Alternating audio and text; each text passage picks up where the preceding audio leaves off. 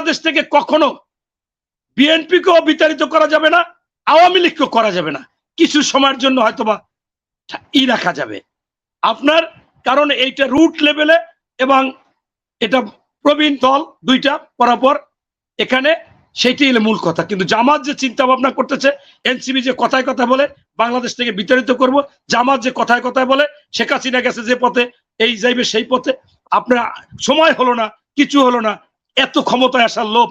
এবং বাংলাদেশের আপনারা আজ পর্যন্ত স্পষ্ট করেন নাই যে আমাদের ওই সময় ভুল ছিল, ইনিয়ে বিনিয়ে বলেন যে ভারতের জন্য আমরা এই স্বাধীনতা যাই নাই, কারণ ভারত আধিপত্য করবে। তাহলে 47 সালে কেন জাতিতত্ত্ব ভাবে আপনারা ব্রিটিশের পক্ষে ছিলেন? কেন, কে করলো? তারা এখন তারেক রহমান আরো শুই না বলছে যে আমি কোনো মাস্টার মাইন্ড না, এই আন্দোলনের কৃতিত্ব হচ্ছে 57টি দল, নিবন্ধিত অনিবন্ধিত, ছাত্র জনতা, এদের সকলের। আবার আপনার জামাত করে কি, এত বট বাহিনী, এই পরশুদিন আমার একটা বক্তব্য কাট করিয়া কত পাতা দিয়ে ছাড়ছে, এক একটা 30 লাখ 40 লাখ দেখতেছে। আমি বলছি, আমি অন্যরকম বলছি, 5 মিনিটের বক্তব্য 11 সেকেন্ড ছাড়ছে, যে আমার কাছে তারেক রহমান কোনো নেতা মনে হয় না, তারেক রহমান প্রধানমন্ত্রীও মনে হয় না, এ আজব। কিন্তু আমি কথাগুলো অন্যরকম বলেছি, তারা বলেছে, সেইটা কাট করে জামাত ছেড়ে দিয়েছে। এটা একটা দেখলাম 1 কোটি হয়ে গেছে। তো এরা কি মানুষের মধ্যে পড়ে? আমি আগে বলতাম আওয়ামী লীগ মানুষ না, ওরা আওয়ামী লীগ। আমি মনে করি জামাতও মানুষ না, ওরা আলাদা একটা প্রজাতি জামাত। আমার কমপক্ষে এরকম 10টা বক্তব্য করেছে, এবং তারা পরে বলে কথা বলতে চায় না। এইটা করে মানুষ? এটা তো মিথ্যাবাদী, মুনাফেক, কি করবেন, সবকিছু তাদের মধ্যে আছে। আমি এটা বলতে চাচ্ছিলাম না, এটা আপনাদের কথার উত্তরে বলতেছি যে এই আপনার একটা কথা বলেছে মারুফ ভাই, আমি এই কথাটা একমত, যে তেলের সংকট, এটাকে এড়িয়ে যাওয়ার কোনো নাই। এটা দেশের মানুষকে স্পষ্টভাবে মেসেজ দিলেও সমস্যা নাই। কেন সমস্যা নাই আপনারা জানেন, যে এটা আন্তর্জাতিকভাবে সমস্যা। মারুফ ভাই বললেন যে ওনার কানাডায় দাম বেড়ে গেছে, এখন সরকার ভর্তুকি দিয়া আনতেছে, কিন্তু এইটা সঠিক যে পেট্রোল তো আমাদের হচ্ছে, এবং অনেকগুলো ক্রাইসিসও কিন্তু সৃষ্টি হচ্ছে। ইতিমধ্যে আমি নোট রাখছি, প্রায় 60-70টা জায়গায় তেল মজুত করছে, এর বেশিরভাগই জামাতের সাথে জড়িত। এখন এইটা কেন করে আমি জানি না। আবার অনেকে কিন্তু সত্যি সত্যি তেল আছে, তারপর আতঙ্কে তেল নিচ্ছে। এটা আমিও খুলনায় গাড়ি নিয়ে গেছি, আমার ওয়াইফ বয় একটু নেও, আবার পথে শর্ট পড়তে পারে, ঢাকা পর্যন্ত আসছি, 20 লিটার আছে।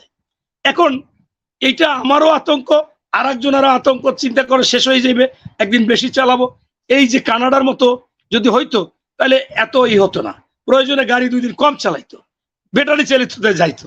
এখন মারুফ ভাই যেটা বলেছে, এটা সরকারের স্পষ্ট করা উচিত, মানুষকে বুঝিয়ে বলা উচিত, প্রয়োজনে অফিস 2 দিন করে 3 দিন বাসায় করুক, এটা করতে পারে, যাতে আমরা পর্যাপ্ত তেল আমাদের পাম্পে মজুদ থাকে।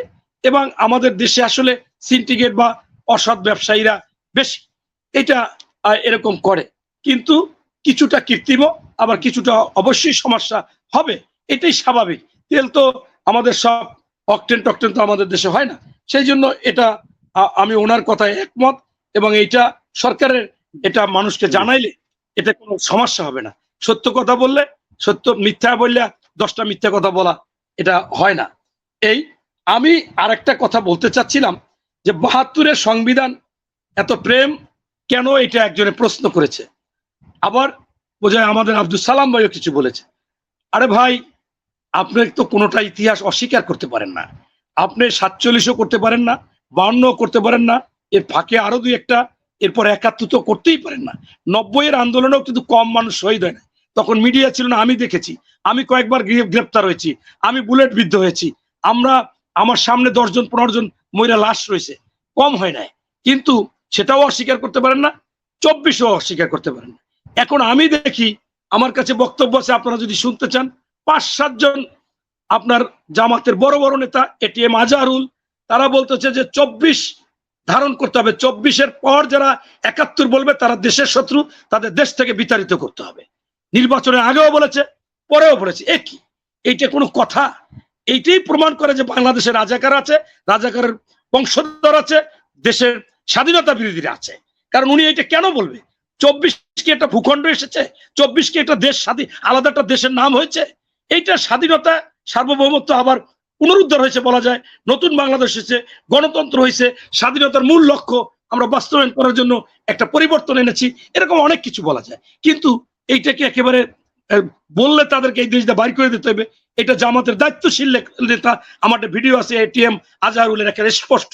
আরো কয়েকজন এমপির আছে, একজন এমপি প্রার্থী বলছে যে আমাদের সুযোগ এসেছে 54 বছরের প্রতিশোধ নেওয়া। এটা কিসের প্রতিশোধ? তাহলে কি স্বাধীনতা তারা বিরোধী করেছে, আমরা করছি এই জন্য আমাদের এখন প্রতিশোধ নেবে? এটা একটা কথা। এখানে স্পষ্ট যে এই 72-কে একেবারে মুছে ফেলতে চায় জামাত, তারা 24-কে নিয়ে আগাইতে চাইছিল, এটা সফল হয় না। এখন তাদের এটা মনে করেন চুলকানি বলেন, এটা বিভিন্ন রকমের সমস্যা। আমি এটা একেবারে স্পষ্টভাবে মনে করি, তাই এরা বলতেছে এবং 72-এর সংবিধান তারা মুছে ফেলতে চাচ্ছে। এরপর এক ভাই বলছে যে আপনারা কি আচ্ছা, আপনার একজনে বলেছে যে আপনারা কি আওয়ামী লীগের সাথে শক্তিশালী হয়েছেন? আমরা ভাই আওয়ামী লীগের সাথে শক্তিশালী হতে চাই না, আমরা জবাবদিহিতা রাখতে চাই এবং আপনারা দেখবেন, একটু সময় দেন, ইনশাল্লাহ আমার কাছে বিশ্বাস যে ভালো কিছু হবে। আর একটা কয়েকজনই বলেছে যে আপনার ওই সালাউদ্দিন কেন এটা বলে ওইটা বলে। আমি আসলে একটা জিনিস লক্ষ্য করেছি, এটা অনেকের কাছে খারাপ লাগবে। আপনার হচ্ছে যে এই জামাত এবং এনসিবি তো বেশিরভাগই তাদের পেটের মানুষ, অর্থাৎ শিবির ছিল। আপনার তারা মির্জা ফখরুল রয়ের এজেন্ট, অমুক এজেন্ট, এইটা সেইটা, সে বলছে এই আন্দোলনে নাই। আরে ভাই, এটা একটা কৌশল। আমি আমার ছেলেকে নিয়ে প্রত্যেকটা আন্দোলনে গিয়েছি, আমি কার খবর পেয়ে গিয়েছি? তারেক রহমানের খবর পেয়ে গেছি। কমপক্ষে 20টা 30টা অডিও আছে, বিভিন্ন টিচারের সাথে, বিভিন্ন সংগঠনের সাথে বলছে। জামাতের আমির কেন বলে যে উনি প্রধান নায়ক? কারণ জামাতের আমির কেউ বলছে এইটা করতে হবে, এইটা করতে হবে, এইটা করতে হবে, সবাইকে বলছে। অতএব এটা একটা কৌশল ছিল যে বিএনপি যদি সামনে থাকে তাহলে বিএনপি কে কচুকাটা করবে। আমাদের 65 লক্ষ লোকের নামে মামলা, আমাদের গুম করেছে। আমি শেষ করি। এখন তারা হইলে পরিকল্পিতভাবে প্রথমে ফখরুল সাহেবকে চাপাইয়া রয়ের এজেন্ট, এইটা এজেন্ট, এরপর আবার কত সময় বলছে রিজভিকে, কত সময় বলছে মির্জা আব্বাসকে, এরপর বলেছে আবার ওই আরেকজনকে, এরকম বলে টলে শেষে আসছে সালাউদ্দিনকে। আরে ভাই, তোমরাও তো ভারতকে ক্ষমা করছো, বা মানে ক্ষমা না, লিয়াজো করবা, তাদের সাথে মিলামিশা করবা, কত কিছুই বলেছো। ক্ষমতার জন্য তো ইসরায়েলের সাথে যোগাযোগ হয়েছে, তুরস্কের সাথে হয়েছে, আমেরিকার সাথে হয়েছে, ভারতের সাথে হয়েছে। এটা তো সবসময় সবাই করবে তার কৌশলগতভাবে, কিন্তু শুধুমাত্র একজনকে চাপাইতে হবে এইটা কোনো কথা না। তাই আমি সর্বশেষ বলবো, আমার মারুফ ভাই শ্রদ্ধাভাজন, উনি বলেছে যে একটা উচিত যে জামাত এবং বিএনপি সমঝোতায় আসা। এই যে বিভিন্ন আইডি টাইডি দিয়ে বলা ওনাদের বেশি আছে, কিন্তু সেইখানে সম্পূর্ণ উস্কানিমূলক কথা বলা হয়। আমি আজকে আমার নাতির একটা ছবি দিয়ে সারাদিন বাসায়, নাতি ছবি তুলছে, 2.5 বছর বয়স, আমার একটা ছবি তুলে ছাড়ছি যে আমি আর নাতি আজকে সারাদিন ছবি তুলেছি। দুইজনের জন্য আপনারা দোয়া করবেন, আমি যেন সুস্থ থাকি। জামাতের লোকজন সেইখানে রিজভি বলে যে ঈদের পরে আন্দোলন হবে, আহ্বান জানাইলাম, রিজভির একটা ছবি দিয়ে দিছে। আর একটা জামাতের কর্মী দিছে যে এইটার সময় হবে, মানে ইঙ্গিত করে। এইটার সাথে কি এটা যায়? এই লাইনে উস্কানি। আমি বললাম যে আপনি তো উস্কানি করেন। জামাতের কেন্দ্র থেকে শুরু করে নিচ পর্যন্ত কোনো নিয়ন্ত্রণ করতেছে না। এরা চাচ্ছে বিএনপি কে কিভাবে এই বাংলাদেশ থেকে বিতাড়িত করবে। আমি আজকে আপনাদের এই টকশোর মাধ্যমে চ্যালেঞ্জ করলাম, বাংলাদেশ থেকে কখনো বিএনপি কেও বিতাড়িত করা যাবে না, আওয়ামী লীগকেও করা যাবে না। কিছু সময়ের জন্য হয়তোবা রাখা যাবে আপনার, কারণ এইটা রুট লেভেলে এবং এটা প্রবীণ দল দুইটা পরাপর, এখানে সেইটাই হলো মূল কথা। কিন্তু জামাত যে চিন্তা ভাবনা করতেছে, এনসিবি যে কথায় কথা বলে বাংলাদেশ থেকে বিতাড়িত করব, জামাত যে কথায় কথায় বলে শেখ হাসিনা গেছে যে পথে, এই যাইবে সেই পথে। আপনার সময় হলো না, কিছু হলো না, এত ক্ষমতায় আসার লোভ।